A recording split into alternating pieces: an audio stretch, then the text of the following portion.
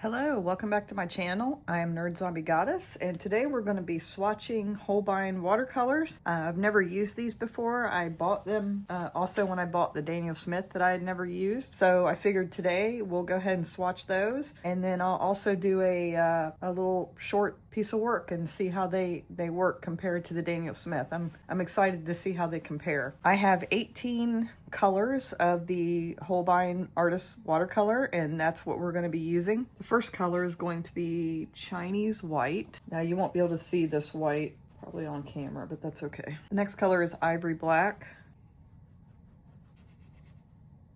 Next color is burnt umber. Burnt sienna.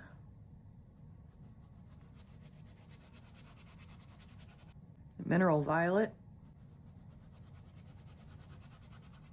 That is really pretty. I like that. Prussian blue.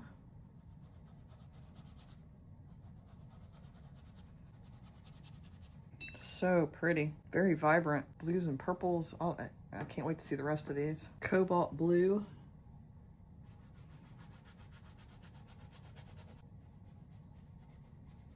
Pose blue. It's an interesting name. Viridian hue. Oh wow, it's so pretty.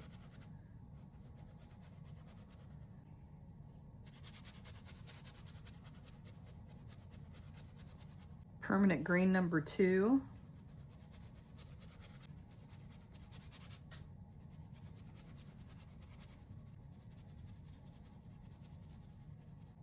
Permanent green number 1.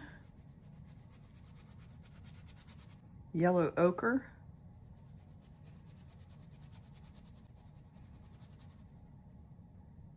Permanent yellow deep.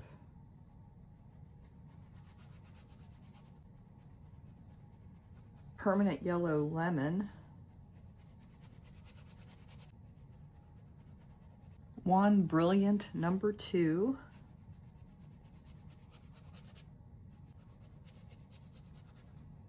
Rose madder.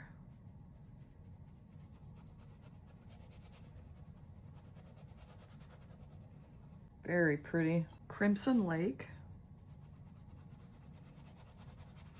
And then the last one is vermilion hue. Really pretty orange. Gorgeous colors. I'm really impressed with how vibrant they are. Okay, here's all the colors after they dry, and they're absolutely gorgeous.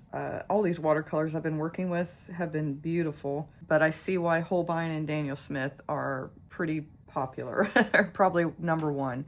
The colors are so vibrant. I was kind of comparing them off camera to some of the other swatches I've done, and really the one that compares to it is the Daniel Smith. So very vibrant, beautiful colors, work wonderful in this paper. I forgot to say I was using, again, the Fabrino cold press paper. There you go. Those are the swatches, and I guess my next step is to try to do a picture with these, and hopefully it turns out better than all the last ones. Hopefully they just continue to get better and better. So we will do that next. Okay, I'm just gonna lightly sketch in some landmarks on here from my reference photo. Now we're gonna add a tree line. Okay, so I'm gonna take this cobalt blue hue. I'm gonna use some of this mineral violet. Okay, so I mixed up a blue, a purple, and then a little bit of blue, red, and brown to make a sort of neutralized purple. Okay, I'm gonna start by wetting the background. Make sure there's no water puddling. Then I'm gonna add some of this blue, and we're gonna start at the top.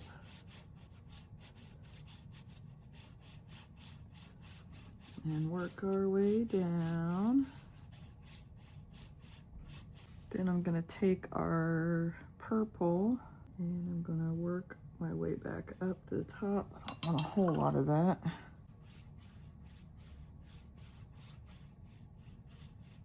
Now I'm gonna start adding some clouds back here in the back. Looking at my reference. I'll try to remember to put the reference photo up so you guys can see what I'm doing.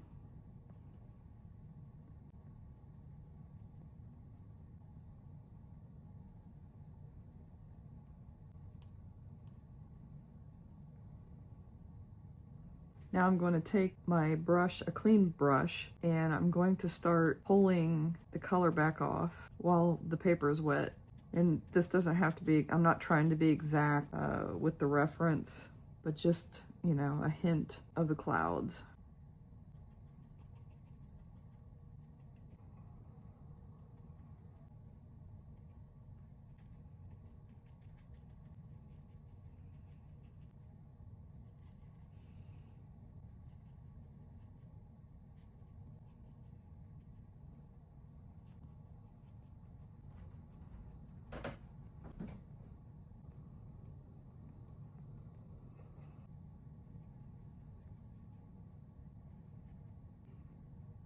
Okay, we're gonna let that dry. Okay, I went ahead and mixed up a very dark green and then a sort of yellowish color and then a sort of mid-green, and we'll go from there.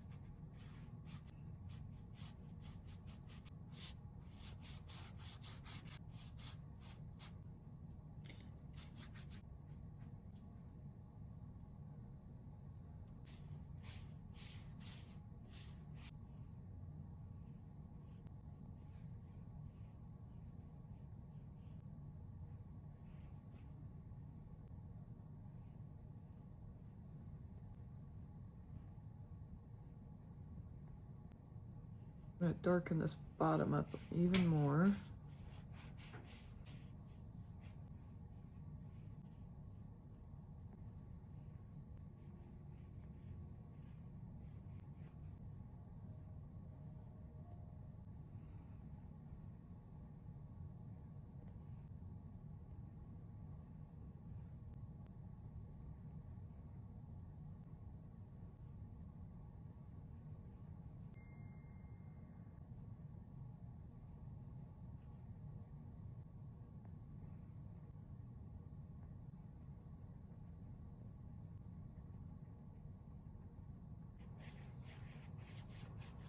Just adding some more dark back here with the clouds, just a little bit, just a little more contrast.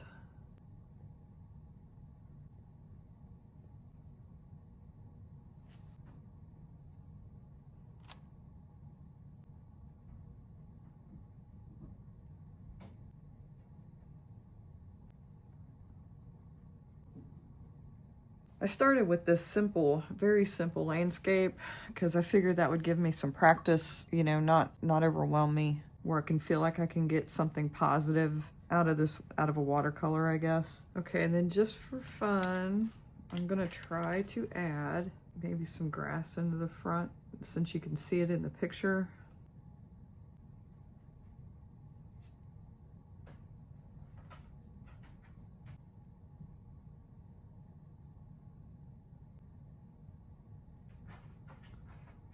I don't want to get carried away because I have a tendency to get carried away.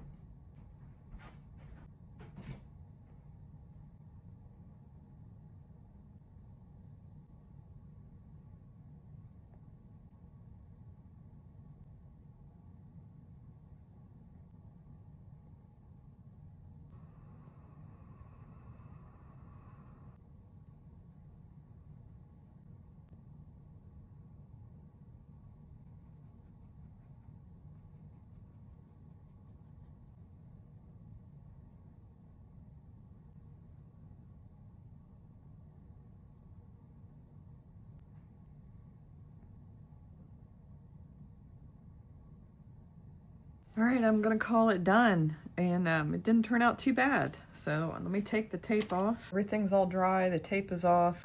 It's okay, it looks pretty good for a little basic landscape.